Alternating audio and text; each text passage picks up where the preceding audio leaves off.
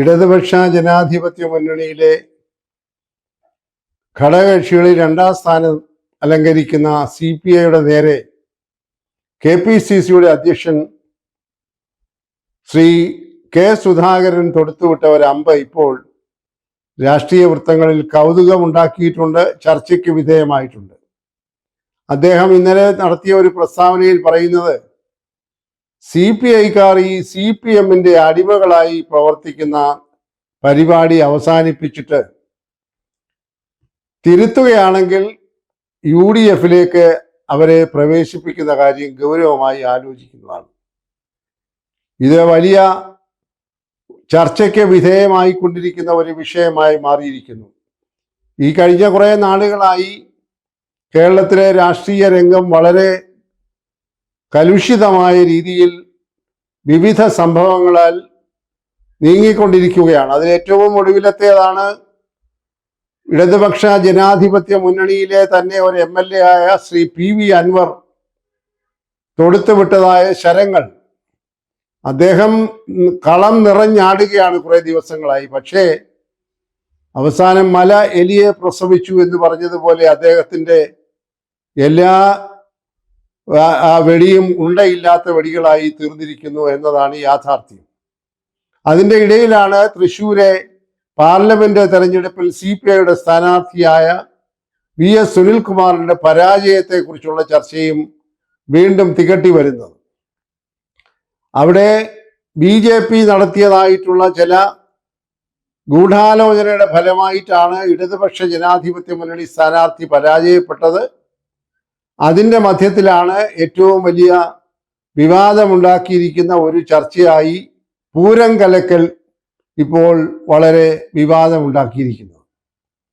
അവിടുത്തെ പോലീസ് ഉദ്യോഗസ്ഥന്മാർ, പ്രത്യേകിച്ച് ഇപ്പോഴത്തെ വിവാദ പുരുഷനായിരിക്കുന്ന കഥാപാത്രമായ ADGP MR Ajith Kumar RSS നേതാക്കളുമായി രഹസ്യ സംഭാഷണങ്ങളൊക്കെ നടത്തുകയും അവിടുത്തെ മറ്റ് ജൂനിയർ പോലീസ് ഉദ്യോഗസ്ഥന്മാരെ വേണ്ട തരത്തിലൊന്നും അംഗീകരിക്കാതെ ഇദ്ദേഹം തന്നെ ബോധപൂർവം ഈ പൂരം നടത്തിപ്പിൽ ഇടപെട്ട് ആകെ അസ്വസ്ഥതയുണ്ടാക്കി പൂരം കലക്കി എന്ന രീതിയിലാണ് മാധ്യമങ്ങളെല്ലാം ചർച്ച ചെയ്യുന്നത്. ആ പൂരം കലക്കിയതിൻ്റെ ഫലമായിട്ടാണ് ചരിത്രത്തിലാദ്യമായി കേരളത്തിൽ BJPയുടെ പാർലമെന്റ് അംഗത്തെ അല്ലെങ്കിൽ ഒരു BJPയുടെ അക്കൗണ്ട് തുറക്കാനിടയാക്കിയത് എന്നതാണ് പ്രധാനം. ഇടതുപക്ഷ ജനാധിപത്യ മുന്നണിയുടെ സ്ഥാനാർത്ഥിയായ VS അനിൽകുമാർ CPIയുടെ സ്ഥാനാർത്ഥി പരാജയപ്പെട്ടത് ഈ തരത്തിൽ പൂരം കലക്കിയത് കൊണ്ടാണ് എന്ന് അവർ പരാതിപ്പെടുന്നു. ഈ അടുത്ത സമയത്ത് തന്നെ UDF പരാതിപ്പെട്ടത് K മുരളീധരനെ പോലെ താരമൂല്യമുള്ള ഒരു സ്ഥാനാർത്ഥി പരാജയപ്പെട്ടതും ഈ പൂരം കലക്കുമായി ബന്ധപ്പെട്ട് അല്ലെങ്കിൽ BJPയുടെ ചില ഗൂഢതന്ത്രങ്ങളുടെ ഫലമായിട്ടാണെന്നും ചില വിമർശനങ്ങളുണ്ട്. എന്നാൽ ഇതിനേക്കാളൊക്കെ വ്യത്യസ്തമായ ഒരു റിപ്പോർട്ടാണ് ഇപ്പോൾ ഏറ്റവും ഒടുവിൽ വന്നിരിക്കുന്നത്. KPCCയുടെ ഒരു ഉപസമിതി തൃശ്ശൂരുണ്ടായ പരാജയത്തെക്കുറിച്ച് പഠിച്ചപ്പോൾ അവർ കണ്ടെത്തിയത് യഥാർത്ഥത്തിൽ പൂരം കലക്കിയത് ഒരു നിസ്സാരമായ ഘടകമാണ്. അതിനപ്പുറമായിട്ടുള്ള പല കാരണങ്ങൾ കൊണ്ടാണ് കോൺഗ്രസ് സ്ഥാനാർത്ഥി അവിടെ പരാജയപ്പെട്ടത് എന്ന ഒരു വിലയിരുത്തലുമായി വന്നിട്ടുണ്ട്. അപ്പോൾ ഇതെല്ലാം ചർച്ച ചെയ്യപ്പെട്ടുകൊണ്ടിരിക്കുന്ന ഒരു പരിസരത്ത് നിന്നുകൊണ്ടാണ് K സുധാകരൻ ഒരു വെടി പൊട്ടിച്ചിരിക്കുന്നത്. CPI ഇങ്ങനെ അവരെ ഈ തരത്തിലൊരു അടിമവേല ചെയ്തുകൊണ്ട് ഒരു തരത്തിലും ഒരു അംഗീകാരമില്ലാതെ പരിയമ്പുറത്ത് കിടക്കുന്നവരെ പോലെ ഇനിയും തുടരാതെ തെറ്റുകൾ തിരുത്തി വരികയാണെങ്കിൽ UDFന്റെ ഭാഗമാക്കുന്നതിനെ കുറിച്ച് ആലോചിക്കുമെന്നാണ് പറഞ്ഞിരിക്കുന്നത്.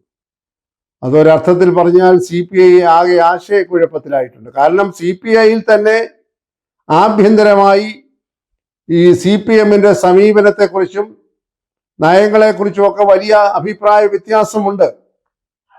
വേണ്ട രീതിയിലുള്ള പരിഗണന ഈ മുന്നണിയിൽ CPIക്ക് ലഭിക്കുന്നില്ല. CPI മന്ത്രിമാരെ പോലും അവഗണിക്കുന്നു എന്നുള്ള ആക്ഷേപം പാർട്ടിക്കകത്ത് ഗൗരവമായി വന്നിട്ടുണ്ട്. ഈ MR അജിത് കുമാറിന്റെ വിഷയത്തിൽ തന്നെ CPI എടുത്ത നിലപാട് ഒരു കാരണവശാലും അദ്ദേഹത്തെ ആ സ്ഥാനത്തിരുത്തിക്കൊണ്ട് അദ്ദേഹത്തിനെതിരായി ഉണ്ടായ ആരോപണങ്ങളുടെ അന്വേഷണം നടത്താൻ പാടില്ല, സ്ഥാനത്തു നിന്നും മാറ്റണം, എന്ന് അവർ വളരെ ശക്തമായി ആവശ്യപ്പെട്ടുകൊണ്ടിരിക്കുകയാണ്. ഏതാനും ദിവസങ്ങൾക്ക് മുൻപ് CPIയുടെ സംസ്ഥാന സെക്രട്ടറി ശ്രീ ബിനോയ് വിശ്വം, അതുപോലെ തന്നെ അസിസ്റ്റന്റ് സെക്രട്ടറിയായ പ്രകാശ് ബാബു എന്നിവരൊക്കെ വളരെ ശക്തമായ ഭാഷയിൽ ആവശ്യപ്പെട്ടിട്ട് മുഖ്യമന്ത്രി യാതൊരു പരിഗണനയും കൊടുക്കാതെ MR അജിത് കുമാറിനെയും ആരോപണ വിധേയനായ അദ്ദേഹത്തിന്റെ പൊളിറ്റിക്കൽ സെക്രട്ടറിയെയും സംരക്ഷിച്ചുകൊണ്ട് മുന്നോട്ട് പോവുകയാണ്. ഞാൻ സംരക്ഷിക്കുമെന്ന അദ്ദേഹം അതിശക്തമായ ഭാഷയിൽ ഇന്നലെ വാർത്താ സമ്മേളനം വിളിച്ചുകൂട്ടി മാധ്യമങ്ങളെ അവരോട് പറഞ്ഞിരിക്കുകയാണ്, ജനങ്ങളെ അറിയിച്ചിരിക്കുകയാണ്. അപ്പോൾ ആ കാര്യത്തിലും CPI അവഗണിക്കപ്പെട്ടു എന്നത് പാർട്ടിക്കുള്ളിലും പാർട്ടിക്ക് പുറത്തും ചർച്ചയായിട്ടുണ്ട്. പൊതുവെ കഴിഞ്ഞ കുറേ നാളുകളായി തന്നെ CPIക്ക് രണ്ടാം പിണറായി സർക്കാരിൽ CPI മന്ത്രിമാർക്കും CPI പാർട്ടിക്കും വേണ്ടത്ര പരിഗണന ബോധപൂർവം CPM കൊടുക്കുന്നില്ല, മുഖ്യമന്ത്രി പിണറായി വിജയൻ ഒട്ടും കൊടുക്കുന്നില്ല എന്നുള്ള ആശയമുണ്ട്. ആ ഒരു രാഷ്ട്രീയ പരിസരത്തിൽ നിന്നുകൊണ്ടാണ് KS സുധാകരന്റെ പ്രസ്താവന വന്നിരിക്കുന്നത്. CPIയെ സംബന്ധിച്ചിടത്തോളം കോൺഗ്രസുമായിട്ടുള്ള ഒരു സഖ്യം ഉണ്ടാക്കുന്നതിനകത്ത് വലിയ അപരാധം ഉണ്ടെന്ന് തോന്നില്ല. കാരണം മുൻപ് കേരളത്തിൽ C അച്യുതമേനോന്റെ കാലത്ത് കോൺഗ്രസുമായിട്ട് ഐക്യത്തിൽ നിന്നുകൊണ്ടാണ് കേരളത്തിൽ മുഖ്യമന്ത്രിയായി C അച്യുതമേനോൻ പ്രവർത്തിച്ചതെന്ന് രാഷ്ട്രീയ ചരിത്രമുള്ളവർക്കറിയാം. അതുകൊണ്ട് CPIക്ക് കോൺഗ്രസ് ഒരു തൊട്ടുകൂടാത്ത രാഷ്ട്രീയ കക്ഷിയല്ല, കോൺഗ്രസിന് മറിച്ചും അങ്ങനെയല്ല. പൊതുവെ കമ്മ്യൂണിസ്റ്റ് കക്ഷികളിൽ ഒരു തരത്തിൽ പറഞ്ഞാൽ ഒരു നല്ല സമനിലയോടുകൂടി താത്വികമായി അടിത്തറയോടുകൂടി നിൽക്കുന്ന ഒരു കക്ഷി തന്നെയാണ് CPI എന്ന കാര്യത്തിൽ ആർക്കും അഭിപ്രായ വ്യത്യാസമില്ല. CPMന്റെ ശൈലിയേക്കാളൊക്കെ വളരെ വ്യത്യസ്തമാണ്. രണ്ടും കമ്മ്യൂണിസ്റ്റ് കക്ഷികളാണെങ്കിലും CPMന്റെ പോക്കിൽ നിന്നും അല്ലെങ്കിൽ അവരുടെ നയപരിപാടികളിൽ നിന്നും പ്രവർത്തന ശൈലിയിൽ നിന്നുമൊക്കെ വേറിട്ട് നിൽക്കുന്ന ഒരു പ്രവർത്തന ശൈലിയാണ് CPIക്കുള്ളത് എന്നതറിയാം. അപ്പോൾ CPI ഈ തരത്തിൽ ഇങ്ങനെ അവഗണന അനുഭവിച്ചുകൊണ്ട് എത്ര കാലം മുന്നോട്ട് ഈ മുന്നണിയിൽ പോകും? അതുകൊണ്ട് നിങ്ങൾ ഒരു ആത്മപരിശോധന നടത്തി സ്വയം വിമർശനം നടത്തി നിങ്ങൾ തെറ്റുകൾ തിരുത്തി വരികയാണെങ്കിൽ UDFിലെ ഘടകകക്ഷിയാകുന്നതിനും അല്ലെങ്കിൽ ചേർക്കുന്നതിനും തടസ്സമുണ്ടാവുകയില്ല എന്ന ഒരു അമ്പാണ് ഇപ്പോൾ സുധാകരൻ എഴുതിയിരിക്കുന്നത്. അത് എവിടെയൊക്കെ ചെന്നെത്തും, എങ്ങനെ അതിനെ സംബന്ധിച്ചുള്ള പ്രതികരണം ഉണ്ടാകുമെന്ന് നാം കാത്തിരുന്ന് കാണേണ്ടതായിട്ട് വരും. എന്തായാലും ഇതൊരു ചർച്ചാ വിഷയമായിട്ടുണ്ട്.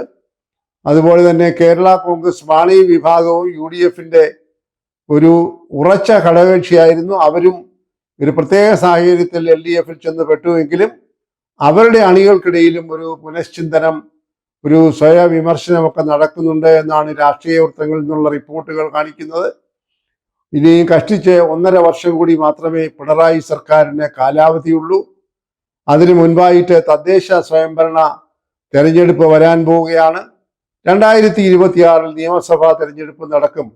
അപ്പോൾ ഈ രാഷ്ട്രീയ കൂട്ടുകെട്ടുകളുടെയൊക്കെ ഒരു പുനർനിർവചനം ഒരു പക്ഷേ ഉണ്ടായാലും അതിൽ അത്ഭുതപ്പെടേണ്ടതില്ല എന്നാണ് ഇപ്പോൾ ലഭിക്കുന്ന സൂചനകളിൽ നിന്ന് നമ്മൾ മനസ്സിലാക്കുന്നത്.